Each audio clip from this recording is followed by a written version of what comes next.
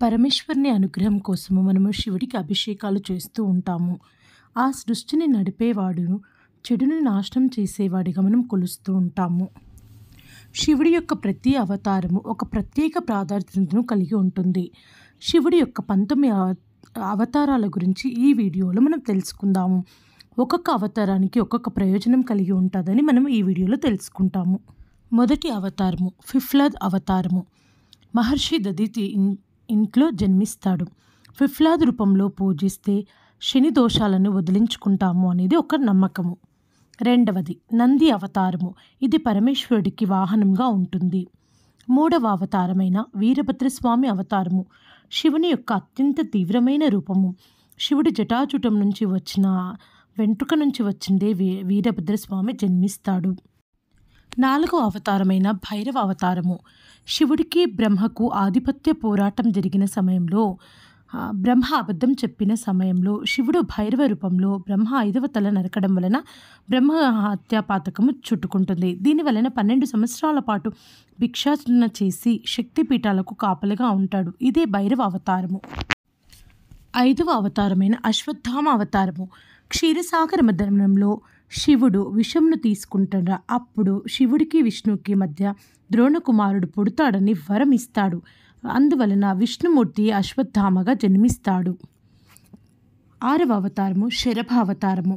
శివుడికి ఒక భాగము పక్షి రూపంగా మరొక భాగము సింహ భాగంలో ఉంటాడు కాబట్టి ఇదే శరభ అవతారం అంటారు. 7వ అవతారము గృహపతి అవతారము.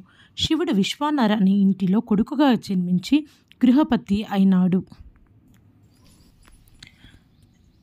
8వ అవతారం దుర్వాస అవతారము. శివుడు విశ్వంలో క్రమశిక్షణ నిర్వహించడానికి ఈ రూపాన్ని ధరిస్తాడు. నెక్స్ట్ది 9వ అవతారం హనుమాన్ అవతారము. రాముడి రూపంలో విష్ణుమూర్తికి సేవ చేయడానికి హనుమాన్ రూపంలో జన్మిస్తాడు. 10వ అవతారము వృషభ అవతారము. సముద్రమథనం జరిగిన తర్వాత విష్ణుమూర్తి ఎద్దుతో పోరాటం జరిపించాడు. ఆ పరమేశ్వరుడు ఎద్దు రూపంలో వచ్చాడని చివరికి గుర్తిస్తాడు. ఇదే వృషభ అవతారము. 11వ అవతారము యతినాథ్ అవతారము. యతినాథ్ భార్య కుమారులు శివుని భక్తులు. నలమహారాజు దమయంతుల కొడుకుయే యతినాథ్ ఈ అవతారంను శివుడి రూపం దాలుస్తాడు. 12వ అవతారం కృష్ణ దర్శన అవతారము. శివుడు ఒక వ్యక్తి జీవితంలో యజ్ఞాలు మరియు ఆచారాల యొక్క ప్రాముఖ్యత గురించి ఈ అవతారము చెప్తుంది. 13వ అవతారం భిక్షువర్య అవతారము. మానవుల నుంచి అన్ని ప్రమాదాలను కాపాడడమే ఈ ముఖ్య ఉద్దేశము. 14వ అవతారం సురేశ్వర్ అవతారము. భక్తులను పరిరక్షించడానికి ఇంద్ర రూపంలో ఈ అవతారం గురించి చెప్తారు. 15వ అవతారం వేటగాడి అవతారము. అర్జునుడికి వేటగాడు ఒకేసారి పంది మీద బాణాలు వేస్తారు. ఇలా ఇద్దరి మధ్య ద్వంద్వ యుద్ధం జరుగుతుంది. అప్పుడే వేటగాడి అవతారములో శివుడు జన్మిస్తాడు. సుందన్ తారక అవతారము. శివ పార్వతుల కళ్యాణం కొరకు జన్మిస్తారు.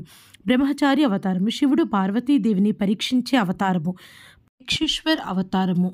మనసులో ఉన్న తప్పుడు కానీ అహం కానీ తొలగించే అవతారము యక్షేశ్వర్ అవతారము. చివరిది 19వ అవతారమైన అవధూత అవతారము. ఇంద్రుని అహంకారం తగ్గించడానికి ఈ అవతారము.